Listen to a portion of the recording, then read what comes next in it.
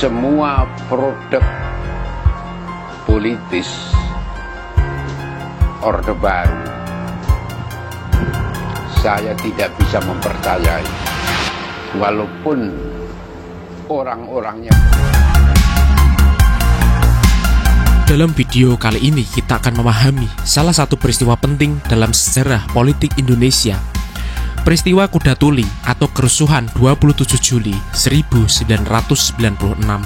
Peristiwa ini bukan hanya tentang kerusuhan, tetapi juga tentang kekuasaan, perlawanan rakyat, dan bangkitnya Megawati Soekarno Putri sebagai simbol oposisi terhadap rezim Orde Baru.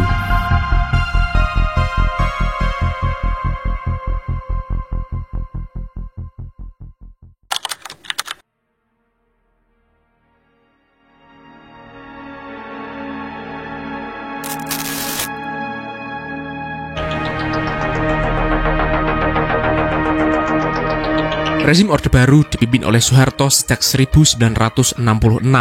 Dalam narasi pembangunan dan stabilitas, pemerintahannya sebenarnya dibangun di atas penindasan politik, manipulasi pemilu, dan penghapusan oposisi. Selama lebih dari 2 dekade, partai politik dijinakan melalui fusi. 3 partai utama yang tersisa adalah Golkar, P3, dan PDI. PDI sendiri semula bukan ancaman serius, sampai akhirnya Megawati muncul.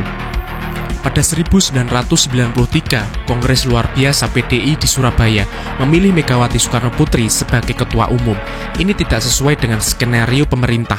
Megawati bukan pilihan penguasa, namun justru mendapat dukungan luas dari akar rumput.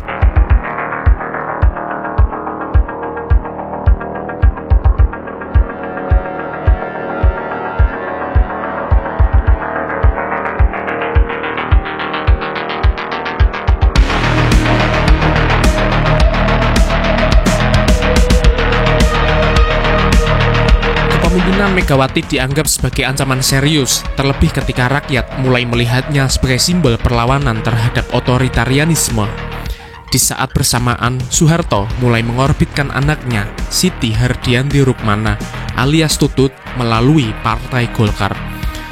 Maka muncullah istilah 2 Serikandi kembar yang tidak boleh dibiarkan tumbuh bersamaan. Pemerintah mulai mengintervensi PDI. Hasil KLB Surabaya tidak diakui. Diciptakanlah dualisme kepengurusan dengan Suryati sebagai ketua umum versi pemerintah. Akumulasi konflik ini memuncak dalam Kongres Medan 1996 yang kemudian dijadikan dalih untuk mengambil alih kantor DPP PDI.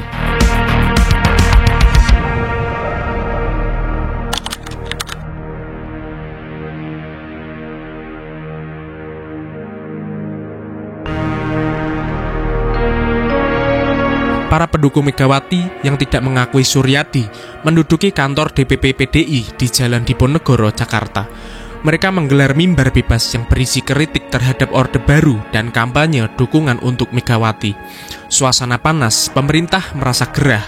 Aparat mendapat instruksi untuk menghentikan kegiatan tersebut dan tibalah hari itu.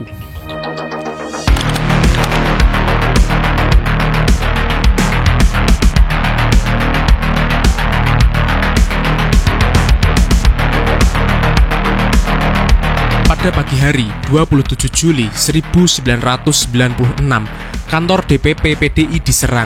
Satgas PDI kubu Megawati mencoba bertahan, tetapi mereka kalah jumlah dan kalah senjata. Bentrokan pun terjadi, kerusuhan meluas hingga ke jalanan Jakarta.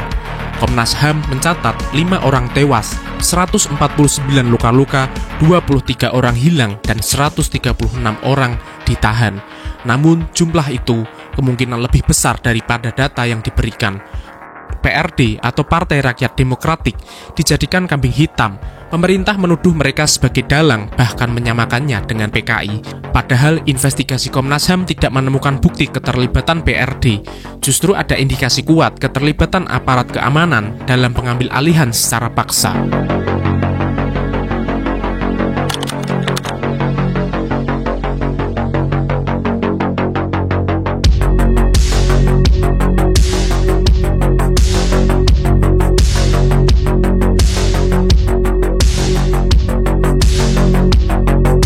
Ironisnya, kekerasan ini malah menguntungkan Megawati. Ia menjadi simbol korban kezoliman rezim. Rakyat melihatnya sebagai tokoh yang dianiaya namun tetap berdiri tegak. Dukungan rakyat membesar. PDI kubu Megawati berubah menjadi PDI Perjuangan, simbol perlawanan yang lebih kuat. Pada pemilu 1999, PDI Perjuangan menang lebih dari 35% suara, mengalahkan Golkar yang selama ini dominan pada Orde Baru. Meski akhirnya Abdurrahman Wahid yang menjadi presiden karena kompromi politik, tidak diragukan bahwa Kuda Tuli menjadi titik balik karir Megawati di kancah nasional. Kuda Tuli menunjukkan bahwa represi justru dapat melahirkan kekuatan oposisi yang besar. Rakyat merasa Orde Baru telah merampas hak politik mereka. Mimbar bebas adalah ekspresi frustasi kolektif.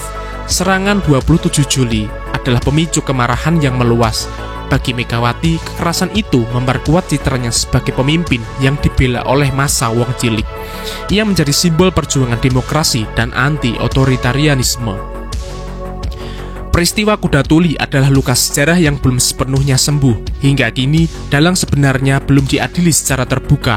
Namun peristiwa itu memberi pelajaran penting bahwa kekuasaan yang menindas selalu memantik perlawanan. Dan Megawati, putri Bung Karno, bangkit dari tragedi itu. Bukan sekedar sebagai politisi, tetapi sebagai simbol perlawanan terhadap rezim yang sangat otoriter.